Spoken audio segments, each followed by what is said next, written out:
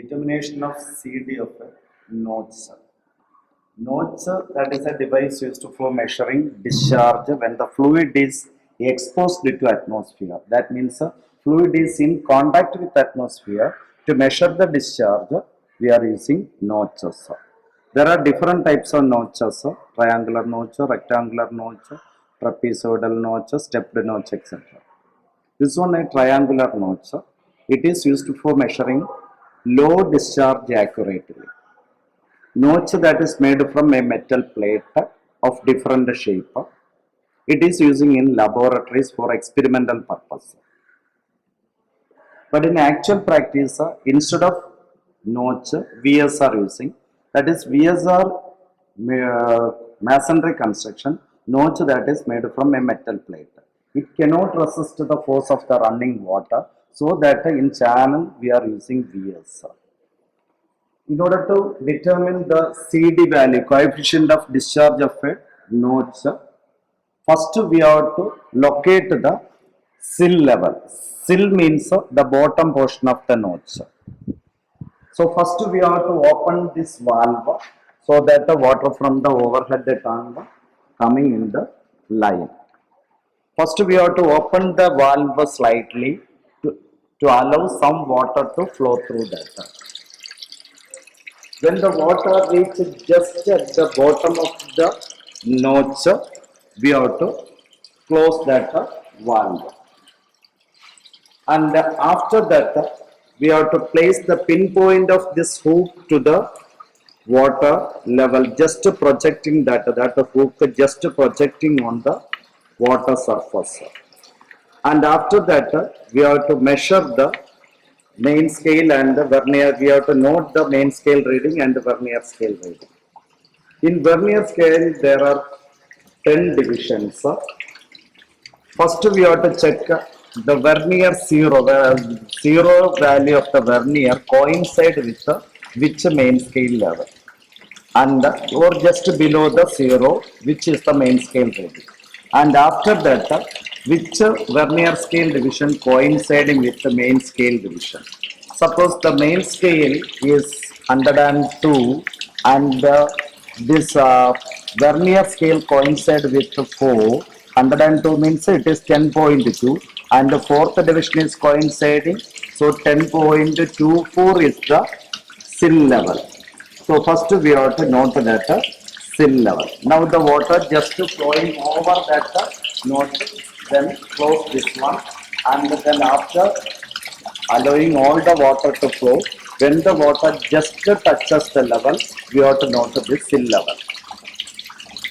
Okay, then after noting the sill level, then we have to open the valve fully or from minimum opening to maximum opening. In any way we can do it. Then while open this valve, then water is here.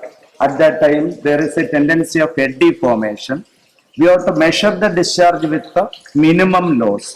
So in order to avoid losses, perforated plates are placed here. When the water passing through that smaller holes, then the flow become almost steady at this end. Then now the water is at a certain level, then we have to place the pinpoint of the hook to that water surface. And after that, suppose now this value is, when the water is flowing at a certain level, now the value may be suppose 12.2. Then 12.20 is H1 and 10.24 is the sill level. That difference, that is called the head above the sill level. We need that value. Based on that, we can find out the theoretical discharge. Here CD of a notch, that is the ratio of actual discharge and the theoretical discharge. For measuring actual discharge, we are collecting that water in a collecting tank. After that, we have to measure the inside dimensions of the collecting tank, only the inside dimension. This one 89 into 59, that is the length and width of the collecting tank. And here a piezometer tube and a meter scale is attached. When the water is falling on this collecting tank, Then after that we have to close the valve. Close means it is making perpendicular to the flow direction, then the valve is closed and that the water start rising in the piezometer tube. And after that we have to note the time for 5 centimeter rise of water using stopwatch. After noting that level difference, that is time for 5 centimeter or 10 centimeter level difference, this now this collecting tank is larger in size, more volume, so that we have to take a time for 5 centimeter rise of water. Then after that we can open that valve, and based on that time for 5 centimeter rise of water, we can calculate the actual discharge, that is L into B into H by T. L into B, that is the area, and H is the rise of head or rise of water 5 centimeter, and T is the corresponding time. And based on this head above the sill level, we can find out the theoretical discharge. In the case of triangular nodes, the theoretical discharge formula is by 15 into root 2g into tan theta by 2 into h raised to 5 by 2. H is the head above the sill level. There we are taking that h1 minus hl. hl, that is the sill level. Based on that we can find out that theoretical discharge. For getting maximum discharge, theta, that is tan theta by 2 is 45, that is the tan 45 is 1. So for maximum discharge, theta is theta of the notch, that is 90, and we can use different angle, that is 30, 60 or 90.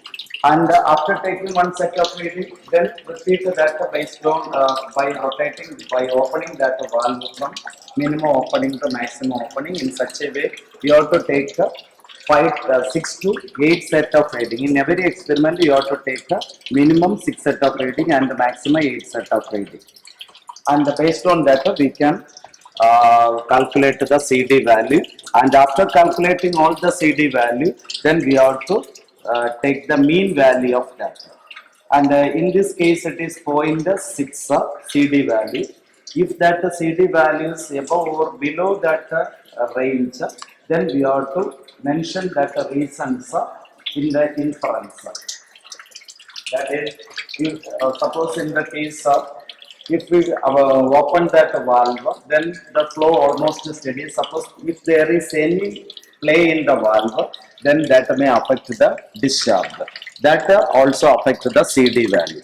And suppose while noting the reading in the screw gauge, that is in the vernier and main scale, suppose any manual error occurs, that also affects the theoretical discharge.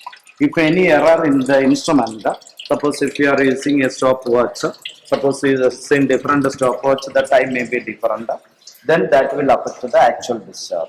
Then you can write that these are the reasons for the variation of the CD value from the actual required value.